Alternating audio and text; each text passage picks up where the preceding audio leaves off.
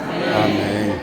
Eu já estava na portaria recebendo os irmãos, eu era porteira. Então, assim, realmente eu estou em família, estou em casa. E eu acho que lá no céu nós vamos morar juntos. Glória a Deus. Eu vou ficar muito feliz de morar com vocês no céu, amém? O tema que vocês estão ministrando esses dias, primeiro vamos orar. Põe a mão no seu coração e fala: Senhor, are de Adar, are a terra do meu coração, para que essa semente, ao ser lançada, dê frutos em abundância em mim, em nome de Jesus. Poder sentar, Espírito Santo, nós te damos graça. Toda honra e glória é dada a ti. Confia em nós o dom de profecia, confia em nós as manifestações do teu Espírito, em nome de Jesus. Vocês estão ministrando um tema que eu sou apaixonada, que é encheios do Espírito Santo. Eu creio que a minha vida, eu não digo a minha vida cristã, o meu ministério congregacional ou cristã, não. Eu entendo que a minha vida física se define entre antes e depois do Espírito Santo. Literalmente, se existe vida em mim, é porque eu fui batizada com o Espírito Santo e fui batizada com fogo ainda lá atrás, na minha adolescência. Então, se existe algo bom em mim, dali para frente, chama-se Espírito Santo de Deus. Se tem alguém que me curou, se tem alguém que esteve comigo, se teve alguém que não desistiu mesmo quando eu não tinha forças de desistir, e se teve alguém onde ninguém estava comigo, ele estava comigo. Se teve alguém que celebrou comigo as minhas vitórias, mas que esteve me carregando nos braços nos dias dos meus desertos, de dores e tribulações, chama-se Espírito Santo de Deus. Não tem como. Quando eu fiquei sabendo desse tema que vocês estão fazendo, eu falei: eu tenho que estar lá. Por quê? Não é amor da minha vida, ele é autor da minha vida. Porque algumas pessoas conseguem distinguir exatamente. Não é Deus, é Jesus e é o Espírito Santo. Mas para mim, onde o Espírito Santo esteve comigo, esteve Jesus e esteve Deus. Eu consigo ver a Trindade comigo. Eu consigo identificar que eu não estava só, porque a Trindade esteve comigo. Amém, queridos? Então esse é o Espírito Santo para mim. Essa é a pessoa do Espírito Santo para mim. Muito além de só uma oração, só um momento. É muito além disso tudo. E eu vou conversar hoje com vocês. Eu não prego, quem sabe eu não prego, eu ministro. Eu sou vaso na mão do oleiro. O Espírito Santo faz o que ele bem entende. Então eu não sou aquela pessoa lúdica e cheia de técnicas. Eu não sou aquela pregadora. Eu falo que eu sou uma mensageira. E hoje eu estou aqui como mensageira. Vamos conversar um pouquinho sobre essa intimidade que você quer ter. Mas nós vamos conversar um pouquinho sobre como não ter essa intimidade que vocês estão almejando. Por quê? Quando nós aprendemos o açúcar e o sal, você só conhece o que é doce ou salgado porque você conhece o sal e conhece o açúcar. É tão interessante porque nós recebemos agora o Peter, que é do Quênia, da África. E eles não têm intimidade com o açúcar e o gelado. Não existe, irmão, no deserto do Sudão, no campo de refugiado, em Cacum, ou regiões assim, acesso ao doce e ao gelado. Eu vou levar ele para comer açaí. Então, no momento que ele começou ali comendo açaí, ele estranhou, ele repudiava, ele fazia careta. Por quê? Porque ele não tem contato com o doce e o gelado. Ele não tem essa afinidade. E eu disse para ele: Peter, você precisa conhecer o açaí para quando as pessoas forem te levar, falar, vamos comer açaí, você dizer, eu não gosto. Então é a mesma coisa. Como que você vai saber como ter uma intimidade com o Espírito Santo? Às vezes é descobrindo como não ter intimidade com o Espírito Santo. Então que você venha falar, isso é errado. É dessa maneira que eu não tenho intimidade. Então hoje eu vou conversar muito com você sobre como não ter intimidade, o que te atrapalha ao ouvir o Espírito Santo.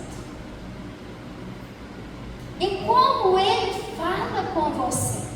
Amém? O que é então um relacionamento? Relacionamento com Deus. Vamos imaginar que você se relaciona com Deus através da oração. Mas oração é muito além do que só petição. Petição é o mínimo que nós fazemos quando nós conhecemos realmente a intimidade com Deus. Nós fazemos muito pouco pedido para Ele. Porque vocês ficaram 24 horas aqui. Em 24 horas vocês oraram, adoraram muito mais do que oraram. Vocês leram a palavra, meditaram, declararam. Então foi pouquíssimo tempo que vocês pediram alguma coisa. Então em 24 horas, me imaginar que vocês não pediram nem 2. É esse o caminho da intimidade, é esse o caminho do relacionamento. Quando nós olhamos em Marcos 10, 51 e 52, você vai jogar, vocês vão ler como é que faz? Eu já vou jogar. Vou ter que esperar os irmãos abrirem. Marcos 10, 51 e 52 nos diz assim: Jesus pergunta ao cego o que ele deseja. O homem responde: Mestre, que eu possa ver de novo.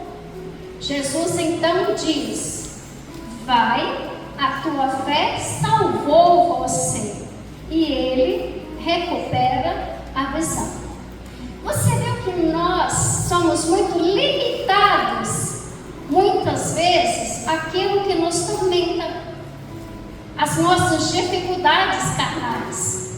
O cego chega em Jesus e qual é a dificuldade dele? Olha o que Jesus faz com ele. Ele tem que dizer o que precisava. Jesus já sabia o que ele precisava.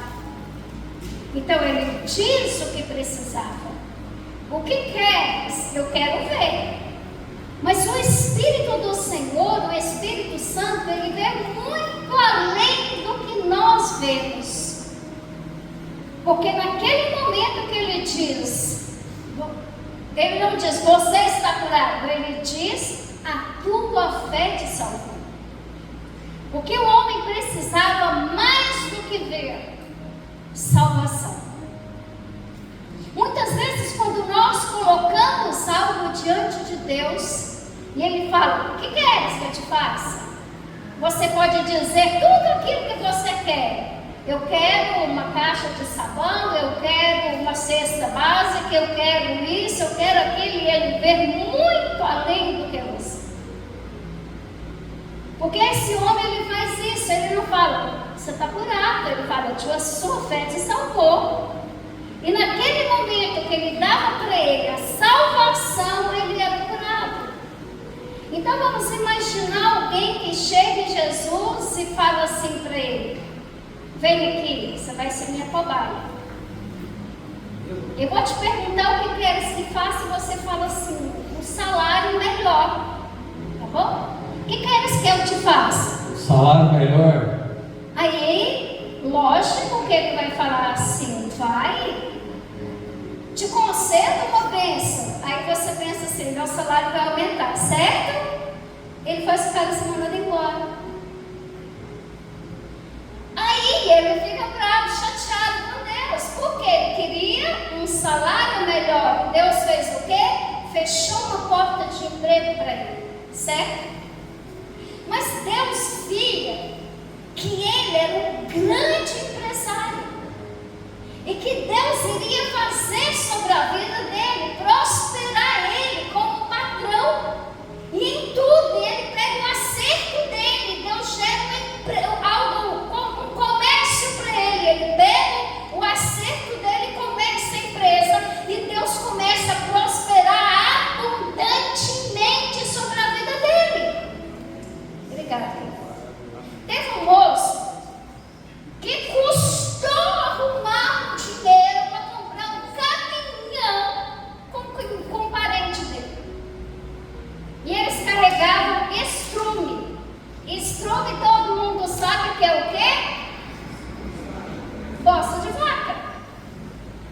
Então ele, o parente dele, acho que era cunhada, não me lembro bem, carregava com o caminhão bosta de vaca.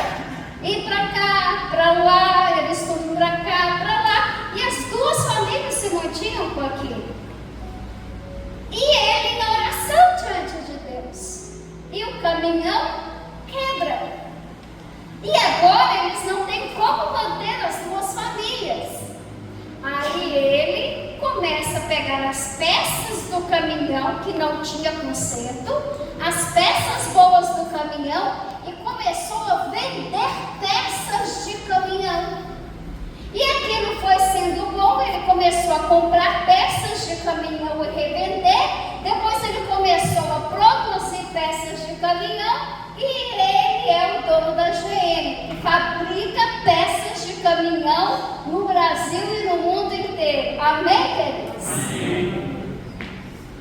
Então ele ensina exatamente sobre isso, porque Deus, irmãos, ele vai ver além do que nós vemos. Então na oração, quando nós estamos em intimidade com o Senhor, muitas vezes nós esperamos que Ele faça algo na nossa vida e Ele vai fazer outras coisas para nós, que serão melhores para nós. Então Ele vê além, como esse moço queria ver, e Ele salvou ele. Mas através da salvação, ele foi curado e ele passou a ver. Então ele vê além. Nós não sabemos então como orar, pois sabemos o que precisamos. Nós não sabemos o que precisamos. Romanos 8:26 que diz: e do mesmo modo também o Espírito Santo ajuda as nossas fraquezas, porque não sabemos o que havemos de pedir como convém, mas o mesmo Espírito intercede por nós com gemidos inexprimíveis. Glória a Deus. Queridos, quantas vezes nós não sabemos como orar? Aí nós colocamos e pede para o Espírito Santo, intercede por mim. Ora por mim. Eu não sei como orar. Inúmeras vezes. Esses dias eu fiz isso muitas vezes.